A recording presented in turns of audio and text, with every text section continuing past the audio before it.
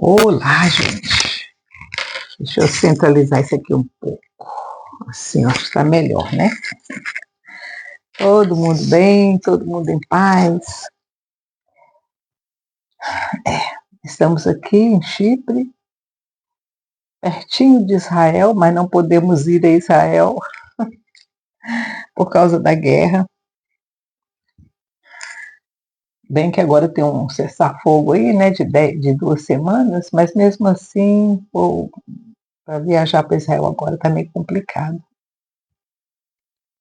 As companhias não estão aceitando turistas, né? Então, se você não é residente em Israel, ou se você não tem business em Israel, você não tem como ir agora. Tem que haver uma razão para você ir a Israel, né? Tem que haver um motivo. Então, estou aqui pertinho, mas não posso ir visitar a minha cidade favorita. É bem estranho você pensar que eu estou a 40 minutos de avião. Pode, gente, 40 minutos aqui eu estou. Pegaram o avião aqui, 40 minutos eu estou lá em Israel. Eu não posso ir por causa da guerra. Então tá, vamos lá. Estamos estudando a vida de Jesus. Paramos no final da primeira viagem missionária, né, que eles fizeram, que Jesus fez com os discípulos a Jerusalém. E depois dessa Páscoa em Jerusalém,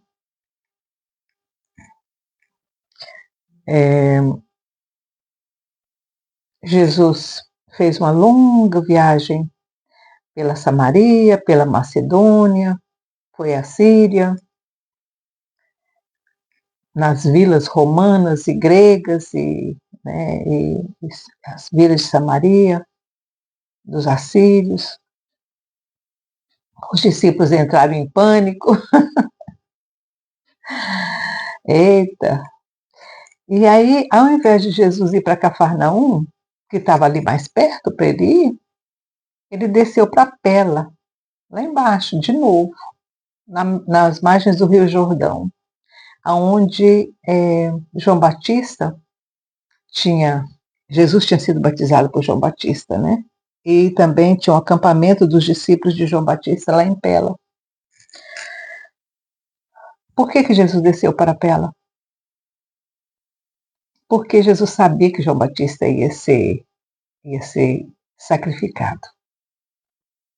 E Jesus precisava estar lá em Pela com os discípulos de João. Naquelas subidas na montanha em que ele ficava lá em cima, ele deve ter sido informado pelos seus guardiões espirituais, pelos seus assistentes espirituais, pelos seus anjos, né, de trabalho, que João Batista seria sacrificado. Então ele desceu para Pela. E realmente ele foi. Ele foi morto uns dias depois daquela pergunta que ele mandou fazer para Jesus.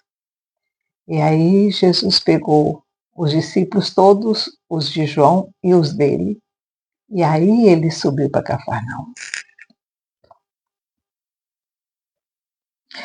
Ele chegou em Cafarnaum em janeiro do ano 28, tá?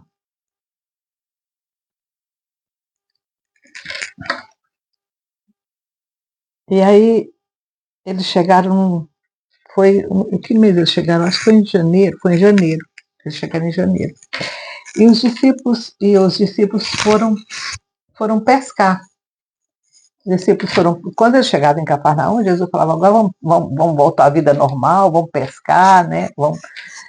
Durante o dia eles pescavam e à tardezinha Jesus tinha as reuniões de ensinamento, né? O discipulado para os discípulos. Durante o dia eles trabalhavam. E aí o Davi Zebedeu foi pescar, né? Foi pescar, ele e mais uns 2 discípulos foram pescar. Aí passaram a noite toda, né, tentando pescar e não conseguiram nada. Quando eles voltaram de manhã, Jesus estava lá na praia, como sempre, né, orando. Aí ele falou para ele, ó, eu vou usar o seu barco, que a multidão está aqui, né? Eu vou usar o seu barco e eu fico no barco, né? Porque aí ninguém encostaria nele, ele podia falar e as pessoas iam ouvir na praia. E ele fez isso. Aí depois que terminou, né? Que ele terminou a fala com a multidão, ele falou para Davi, gente, eu esqueci minha água de novo.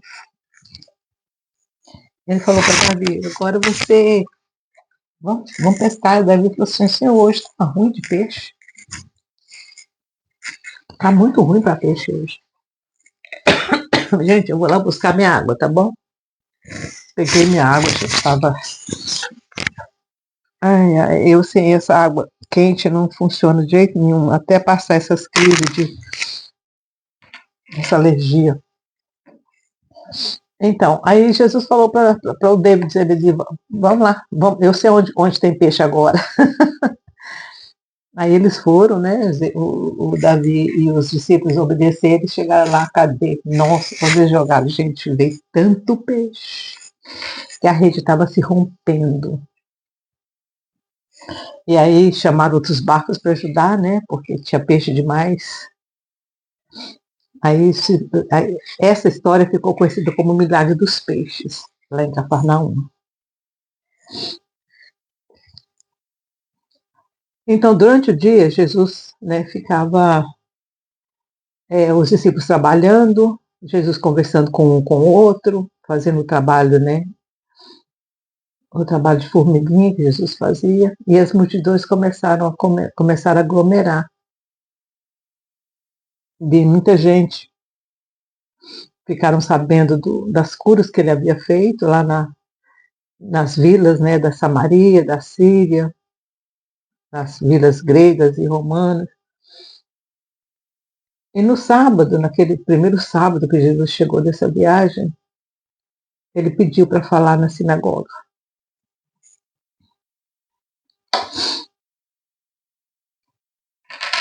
Eu vou ver a página aqui, porque o sermão dele nesse dia foi muito interessante. Foi 29. Foi muito interessante. Olha o texto que ele usou. O sermão dele, ele falou sobre a vontade do Pai que mora acima das nuvens. Qual que é a vontade do Pai? Qual que é o amor do Pai? O que o Pai deseja para a gente, para a humanidade, para a Terra?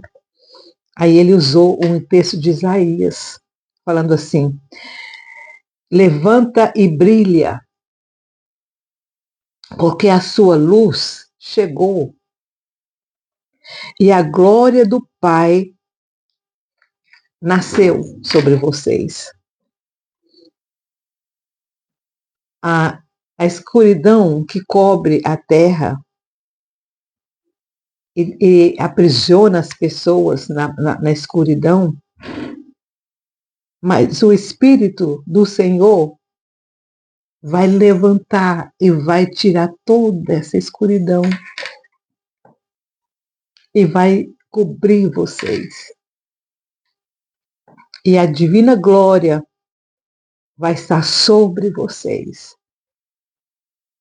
Até os gentios vão vir para essa luz. E muitas pessoas inteligentes, pessoas grandes, vão se submeter ao brilho dessa luz.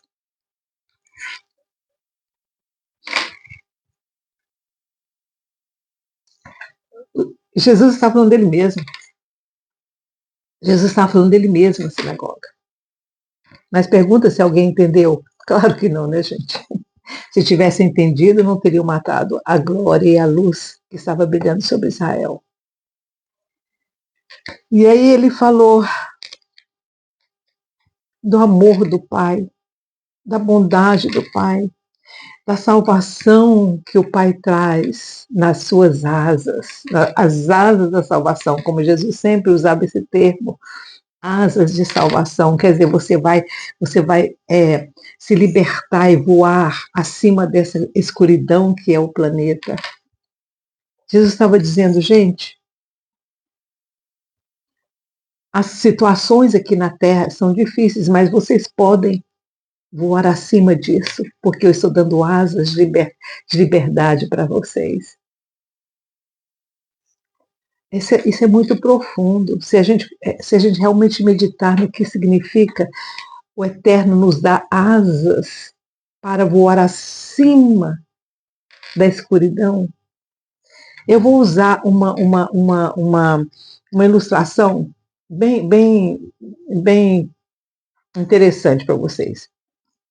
Quando a gente está voando lá em cima de avião, você sabe o que o avião tem que fazer para evitar as turbulências? Porque o que causa turbulência é aquelas nuvens pesadas, que estão cheias de água. Então, o que ele faz? Ele voa acima da nuvem. Ele tem que subir acima da nuvem, porque acima da nuvem não tem turbulência. É isso que o Pai está falando aqui, é isso que Jesus está falando aqui. Eu vou dar asas para que vocês voem acima da turbulência, acima da escuridão. E aí ele fala que levanta e brilha, porque chegou a sua luz. O que você está fazendo com a luz eterna? Aí nós vamos de novo para as parábolas de Jesus. O que Jesus disse? Que nós seríamos a luz do mundo. E você não pega uma candelabra, ou você não pega uma lamparina e coloca embaixo, você coloca em cima, para brilhar. Tudo tem uma conexão, tudo que Jesus falava tinha uma conexão, e ele faz essa conexão depois. Esse sermão aqui, ele deu antes das parábolas, que depois ele falou sobre, depois disso é que ele começou a usar as parábolas, né? Ele usou algumas parábolas lá, mas a parábola da lâmpada foi depois desse episódio. Por quê? Porque ele queria ligar a lâmpada, a lamparina, para essa luz, que era ele mesmo. Se você tiver a minha luz em você, o meu conhecimento em você, você vai brilhar. E aí as pessoas vão ser atraídas por você, não por você, pela lamparina. Você é a lamparina, mas quem que é a chama? Arise, levanta e brilha, porque a vossa luz, porque a luz de vocês chegou. Hein? Você é a lamparina, mas quem é a luz? É ele. Essa foi a mensagem que ele deu ali na sinagoga naquele dia. Pouca gente entendeu. Talvez um, dois, toda a multidão que estava lá. Então. E aí, depois que ele falou sobre isso, depois dessa pregação, tinha um menino que estava na audiência ali na sinagoga, que ele tinha epilepsia. Talvez a energia de Jesus foi tão forte, a luz brilhou tanto que aquele menino começou a ter um ataque epilético. Mas todo mundo falava naquela época que a epilepsia era uma possessão demoníaca, né? E aí Jesus simplesmente olhou para ele e curou aquele menino. Aí vi aquilo, gente. Vocês imaginam o que aconteceu. Os fariseus que estavam lá, os espias que já estavam seguindo Jesus, falaram, ele curou no sábado. Ele curou no sábado. É um herege. Aí o povo, que era necessitado, se levantou numa alegria imensa. Aí Jesus sai da sinagoga, no caminho ficou sabendo que a sogra de Pedro, a mãe da mulher do Pedro, estava doente em casa, não podia fazer nada porque estava doente. Ela tinha um problema de ouvido. Aí Jesus passa na casa de Pedro, toca na mulher e a mulher é curada. Ele manda fazer uma pasta, coloca na orelha da mulher, a mulher é curada. Essas duas curas, gente, se espalhou por tudo quanto foi lugar. E aí, você imagina o que aconteceu. as multidões vieram assim. Oh, Jesus! Mas aí, Jesus resolveu não. Bom, vamos fazer o seguinte, vamos viajar de novo para poder, né, acalmar as coisas aqui, porque quando a notícia da cura do epilético, né, e a cura da mulher da mãe da mulher de Pedro saiu, aí juntou uma multidão imensa na frente. Aí Jesus falou, não, vamos fazer o seguinte, vamos viajar de novo, para acalmar o povo, né? E aí eles saíram. Saíram depois disso para depois disso, desses incidentes, né, Jesus resolveu partir com os discípulos para a viagem missionária pela Galiléia e Judéia. E nessas viagens que ele fez, depois desse episódio, eles encontrou. Aí foi uma série de curas, gente. A partir desse momento, a partir daquele sermão, as curas foram assim, uma atrás da outra. E aí foi a cura do filho, a filha do rico lá de Cafarnaum, lembra? Então, e depois veio a cura daquele rapaz, que o filho dele estava doente. Ele falou, não, Senhor, né, se você mandar, né, a cura do menino. Depois veio a ressurreição da filha da viúva de Naim. Lembra da ressurreição da viúva de Naim? Pois é. Quando aconteceu tudo isso, gente, as multidões começaram a seguir Jesus, dobrou. Dobrou. Porque a notícia espalhou. E também dobrou os espiões para vigiar o que Jesus estava aprontando. Porque a multidão começou a crescer, eles começaram a ter medo de que Jesus ia fazer um levante. E aquela história que foi dita para o Herodes lá, que Jesus era, o reino de Jesus não era daqui, começou a não fazer sentido para Herodes mais. Como é que o reino dele não é daqui? Você está juntando tanta gente, né? E aí eles voltaram para Cafarnaum. Depois disso tudo, Jesus resolveu, não, calma, vamos voltar para Cafarnaum de novo. Voltar para Cafarnaum para deixar a poeira baixar, né, gente? Porque aí as multidões começaram a seguir Jesus demais. E Jesus tinha que evitar as multidões assim indo pelos desertos, sabe? Para poder evitar, para não causar mais problema, para ele não chegar a hora dele antes da hora, né? É porque Jesus ainda tinha muito o que falar para os discípulos. Aí eles voltaram para Cafarnaum, era o mês de março.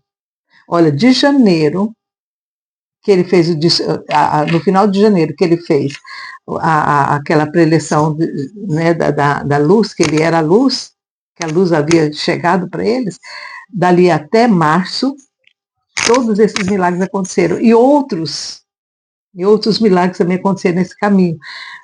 Os discípulos pregavam e as multidões vinham, e a energia de Jesus era tão forte, tão poderosa, que curava mesmo que ele não quisesse. Lembra da mulher que tinha um fluxo de sangue? Jesus não tinha nem. Ele só teve consciência depois que ela tocou e a energia saiu dele. Para vocês terem uma ideia de como que realmente tinha chegado a luz. Aí ficaram semanas, nesse período, Jesus foi a Tiberíades, cidade de Herodes. Eles ficaram semanas ali. Tá? Ficaram semanas ali. E aí quando ele chegou em Tiberíades, que era a cidade de Herodes, aí quando tudo isso começou a acontecer, as multidões começaram a seguir, Jesus falou, não, eu vou ter que dar um jeito de acalmar um pouco mais essa situação. E aí foi que ele foi para Tiberíades, ele fez 2 viagens nesse período, nessas 2 semanas, ele fez 2 viagens a Tiberíades enquanto os discípulos trabalhavam. João e James e Tiago é que foram com ele nessa viagem. Essas 2 viagens, ele foi justamente para acalmar um pouco, para que Herodes não viesse contra ele. Tá? Então ele foi, e teve os ensinamentos com os servos de Herodes, porque muitos deles se converteram. Então, Jesus foi 2 vezes a Tiberíades e aí conseguiu acalmar um pouco mais a situação. Tá?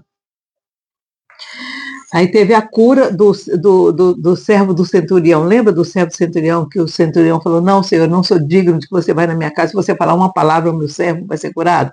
Então, foi em Tiberíades que aconteceu isso, viu? A cura do servo de Tiberíades. Em março de 30 de março, Jesus desce para Jerusalém de novo, porque seria a Páscoa em abril. É a segunda Páscoa que Jesus vai passar com os discípulos em Jerusalém. E aí, gente, eles ficaram 3 semanas. Nesse período, eles ficaram 3 semanas. O Flávio estava lá, recebeu Jesus de novo, e também os outros, as famílias ricas, né?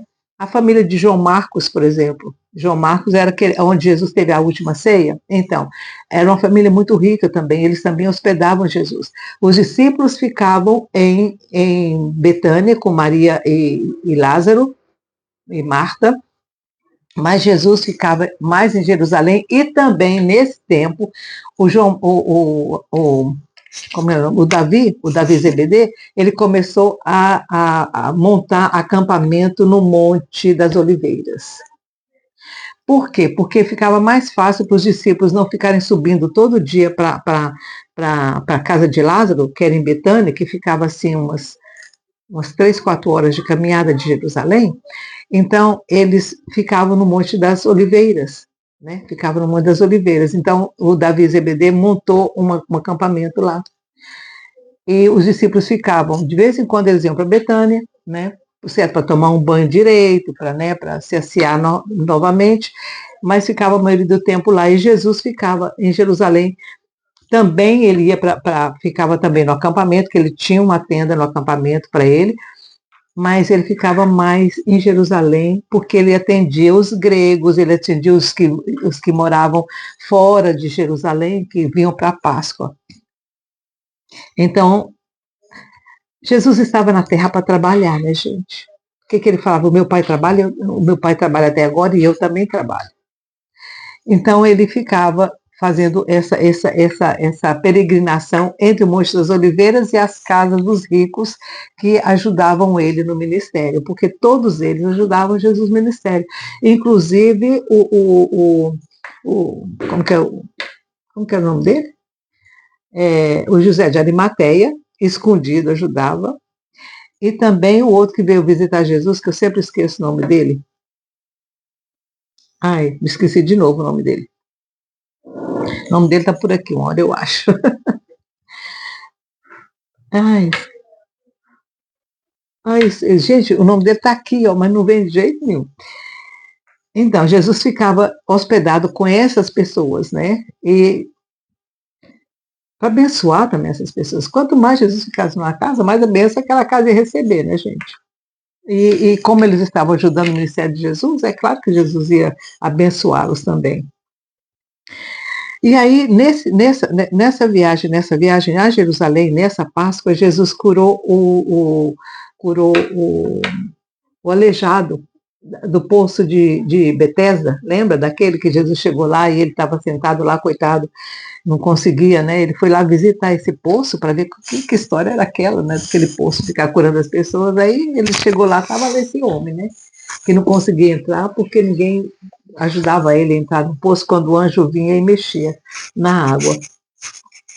Aí Jesus curou esse rapaz. A cura desse rapaz foi um problema para Jesus.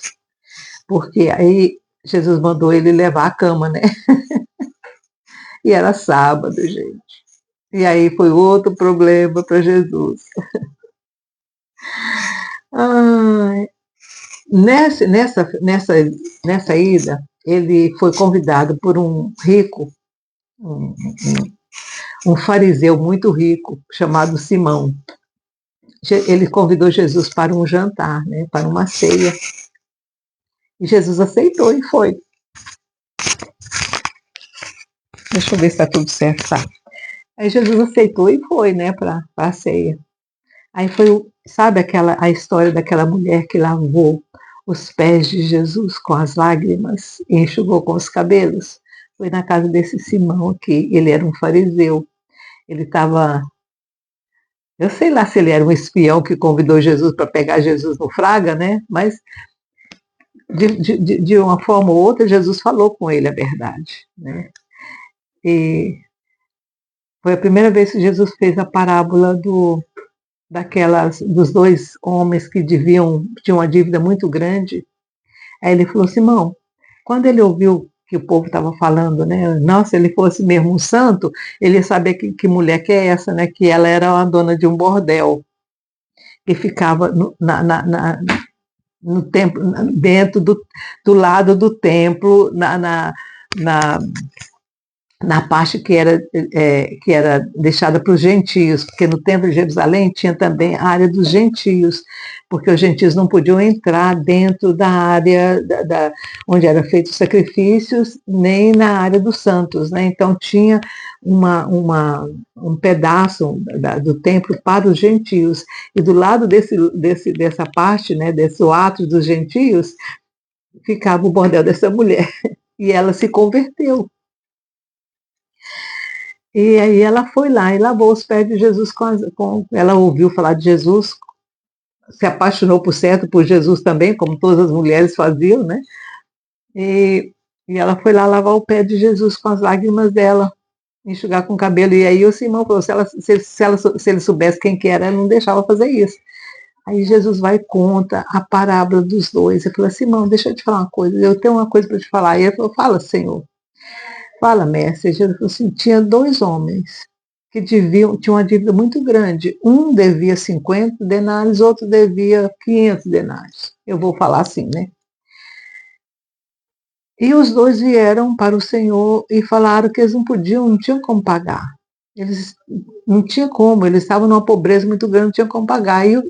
E aí o Senhor da terra perdoou os dois. Aí ele falou assim: qual dos dois você acha que ficou mais grato? E aí Simão falou assim: é aquele que devia mais, né, Senhor? Aí ele falou assim: então, Simão, você está falando mal dessa mulher? Você não deve tanto, mas ela devia mais, não é? E quem que vai ser mais grato pelo perdão que recebeu? Essa mulher. E aí Simão, todo mundo caiu a cara, né, gente? Ele falou assim: eu não vim, de novo ele falou a mesma coisa, eu não vim para quem está bem, eu vim para quem não está bem, para quem necessita da minha ajuda. Eu vim para curar, eu vim para salvar, eu vim para libertar. Foi nessa viagem de Jesus, nessa segunda viagem de Jesus a Jerusalém, é a parábola do perdão. É muito lindo esse período de Jesus, gente, muito bonito. Jesus atendeu vários outros pedidos, viu, gente, de jantares em Jerusalém. Não foi só esse desse fariseu, não. Ele atendeu o pedido de todos. Jesus não fazia distinção. Ele recebeu de gregos, ele recebeu de egípcios, ele não tinha problema. Porque ele falava: o meu pai veio para todo mundo, não foi só para judeu. Então ele atendeu vários jantares em Jerusalém. Aí, no final do mês de abril, eles deixaram Betânia pelo caminho de Jericó e Jordão. E as multidões dobraram. Não eram mais 100 e poucas pessoas, eram 500, 600, 1000 pessoas seguindo Jesus. As multidões atrás de Jesus foram tantas que levaram um mês para chegar a Cafarnaum. Uma viagem que eles podiam fazer assim em um dia ou dois, eles levaram um mês para chegar, porque a multidão chegava perto de Jesus, eles queriam a cura, né, gente? Eles precisavam de cura, precisavam de alimento, precisavam de bênção. Era um povo sofrido. Ai. E os espias também estavam juntos, viu, gente? Não foi só o povo que foi atrás de Jesus, não. Depois dessa segunda viagem de Jesus a Jerusalém. Ele atraiu muita gente. A cura do, do aleijado de Betesda, isso foi igual fogo, sabe? Quando dá aquele incêndio. Pois é, vocês imaginam. Aí todo mundo que tinha problema vinha para Jesus, né? Nesse período, gente, muita gente chegava para Jesus com problemas familiares, sabe? Para os discípulos ajudarem. Aí vocês imagina Jesus se chegasse hoje na sua igreja. O que ia acontecer? Não ia atrair todo mundo? Todo mundo com problema não queria vir para falar com Jesus? Todo mundo com problema de doença não ia vir para ser curado? Então, imagina isso. Foi o que aconteceu aqui.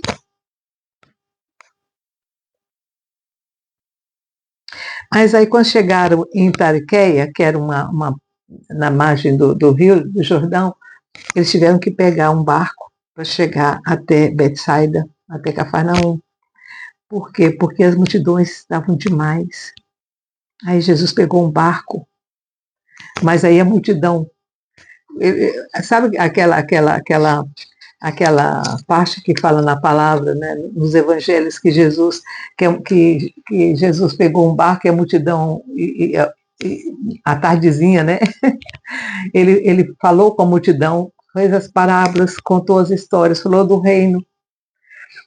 E aí ele se afastou, né? Foi para a tenda e de manhã que o povo procurou por Jesus, cadê Jesus? Ele já tinha escapado. Foi esse período aqui, dessa segunda viagem que ele fez na Jerusalém. Mas quando ele chegou em Cafarnaum, a multidão chegou atrás, porque sabiam que Jesus tinha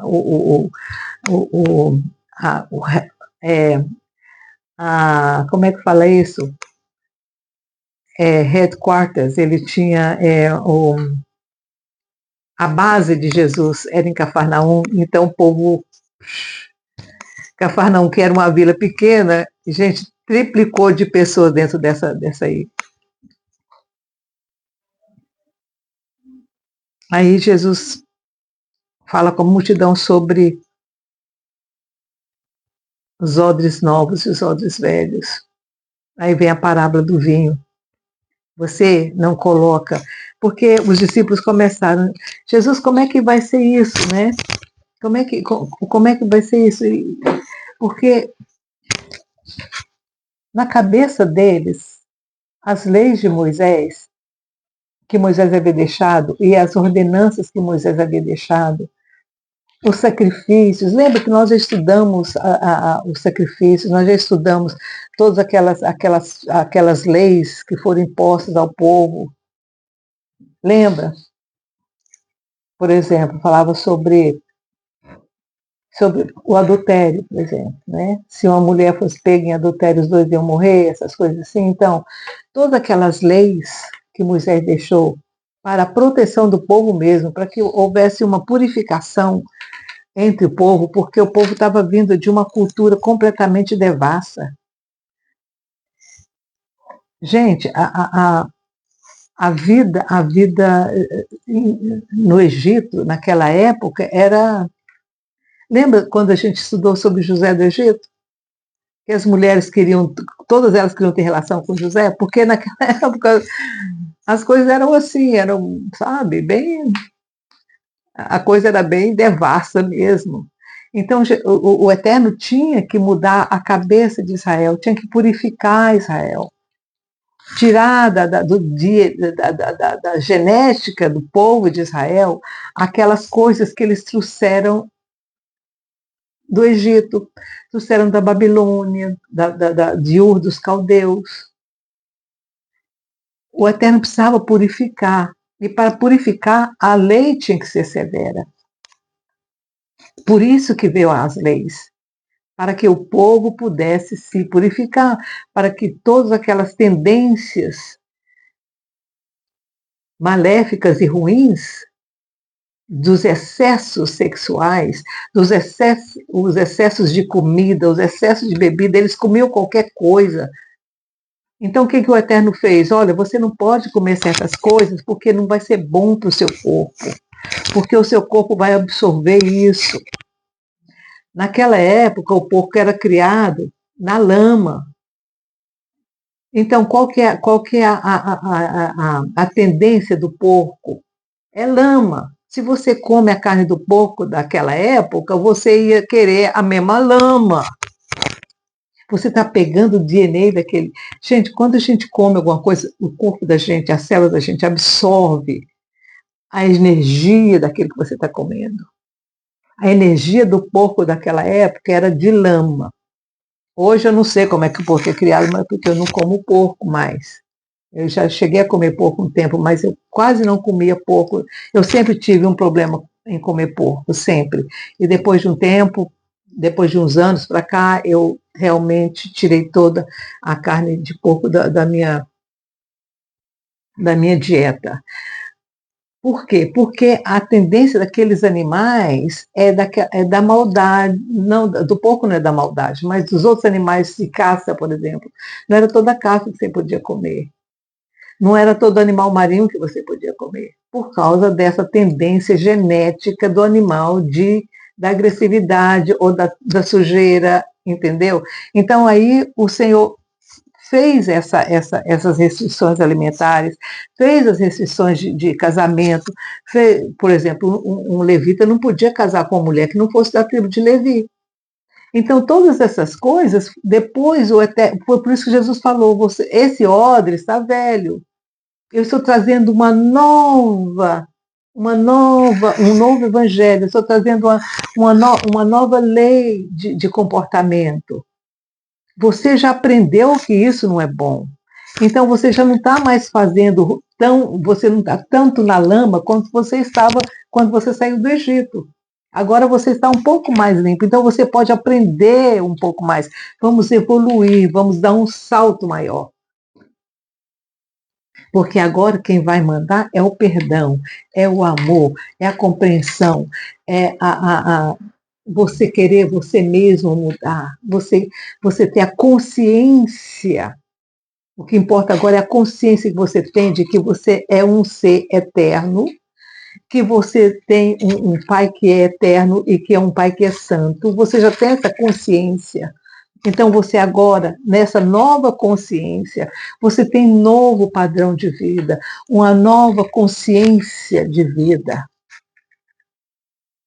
Foi por isso que ele disse: eu não coloco o vinho novo em odres velhos. Tem que ser odres novos com vinho novo.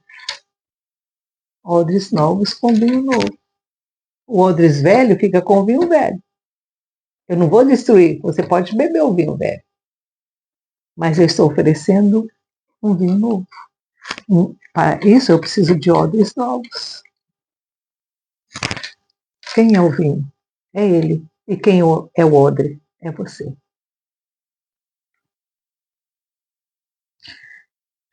Que essa consciência entre no coração da gente. Que essa consciência entre no coração da gente. E aí, nós estamos entrando no ano 29 da vida de Jesus. Ano 29 da era, viu, gente? Ano 29. Como hoje é 2026, nessa época era o ano 29. Jesus já estava com 29, ele nasceu no ano 6 antes dele. Ele já estava com 35 anos. 35. Entramos em 35 anos da vida de Jesus. E o ano era 29.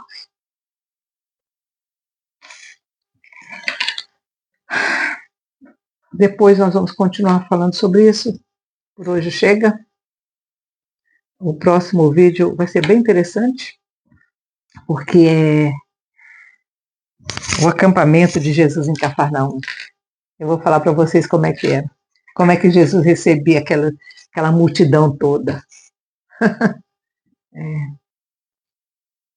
Era tudo bem estruturado, viu, gente? Muito bem estruturado. Que o Senhor te abençoe e te guarde. Tenha um bom dia. Tchau, tchau.